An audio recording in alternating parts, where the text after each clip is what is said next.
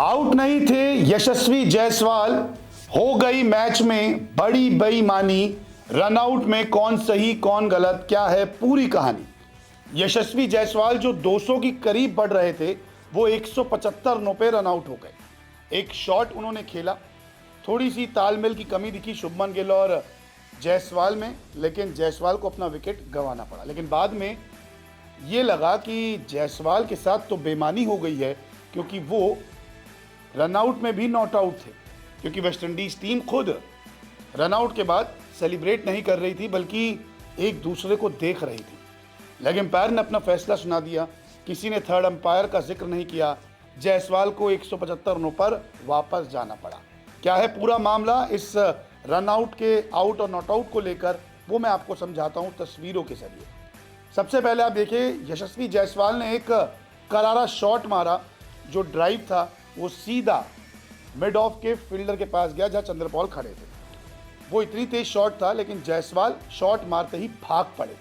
वो आधी से ज़्यादा पिच को कवर कर चुके थे। शुभमन गिल ने मना किया कि नहीं, ये तो रन नहीं हो सकता। तो जायसवाल पीछे मुड़े, जब तक वो वापस अपने एंड तक जाते, कीपर को बॉल पहुंच गई थी और उन्होंने बॉल कलेक्ट करके विकेट पे लगा दी थी। बहुत दूर है यशस्वी जायसवाल। एक झलक में कहेंगे कि ये यशस्वी जायसवाल की गलती है और कोई बेईमानी नहीं हुई है, ये तो क्लियर आपका रन आउट है। अब बेसिक क्रिकेट के कहते हैं कि अगर सामने वाला शॉट मारता है, यानी कि बैटिंग एंड वाला शॉट मारता है, तो फिर सामने की गेंद जब जाती है तो उसका कॉल होता है। लेकिन अगर इतनी तेज़ आपने शॉट मारा है कि बॉल ट्रैवल ही बहुत तेज़ गई है, तो फिर आपको कॉल करने की ज़रूरत नहीं थी। कॉमेंटेटर्स भी ये कह रहे हैं कि गलती जायसवाल की है कि जब बॉल इतनी तेज़ ट्रैवल किया है फील्डर तक, तो आपको भागना नहीं चाहिए था। अगर गिल भी भागते तो शायद गिल रन आउट हो जाते, और गिल ने सूझबूझ भरी कॉल की कि नहीं, आप वापस जाइए। अब वहाँ आउट हो गए। अब जायसवाल को सुनने में ये दिखा कि जायसवाल कह रहे कि मेरा कॉल था। अब गिल उन्हें ये कह रहे हैं कि आप भागे ही क्यों जब बॉल इतनी तेज़ गया था, और गिल बॉल को देख रहे थे। तो हर चीज़ अगर देखी जाएगी क्रिकेट के लिहाज से, जो मैं तस्वीरों के जरिए आपको समझा रहा हूँ, तो हर कोई ये कहेगा गिल की गलती है। लेकिन यहाँ पर अगर आप देखेंगे तो जायसवाल बहुत तेज़ी में भागे और अपने आप पे कंट्रोल नहीं कर पाए और रन आउट हो गए। यहाँ तक एक मामला था।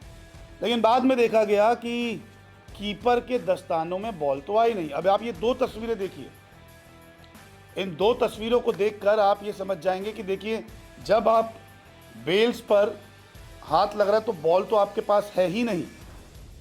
दोनों तस्वीरों में आप समझ जाएंगे, एक में कीपर के हाथ से बॉल काफ़ी आगे निकल गई है, और दूसरे में आप देखेंगे साइड डायरेक्शन में तो लेग एम्पायर पीछे छुप रहे हैं और गेंद जो है वो कीपर के हाथ से निकली हुई है। अब आप ये सोच के कहेंगे कि ये तो नॉट आउट है, हालांकि ये बहुत दूर थे। इसी के बाद किसी ने सेलिब्रेट नहीं किया, क्योंकि सबको लगा ये तो नॉट आउट होगा। लेकिन फिर और तस्वीरों में देखा गया तो ये जो तस्वीर आप देख रहे हैं, इसमें एक क्लियर चीज़ दिखती है कि जब कीपर ने बेल्स को हटाया तब गेंद उनके हाथ में थी। कमेंट्री कर रहे थे हिंदी में पार्थिव पटेल, जो खुद एक विकेट कीपर हैं। उन्होंने कहा कि देखिए, इन दो एंगल से लगता है कि बॉल उनके हाथ में नहीं है, लेकिन अगर सामने से एंगल देखेंगे तो ये क्लियर है कि इनके दस्तानों में गेंद थी और तब विकेट पर इन्होंने जो है बॉल लगाई है। तो नियम यही कहता है कि जब आप बॉल या हाथ लगा रहे हैं, हाथ का हाथ लग रहा है, तो गेंद उस हाथ में होनी चाहिए।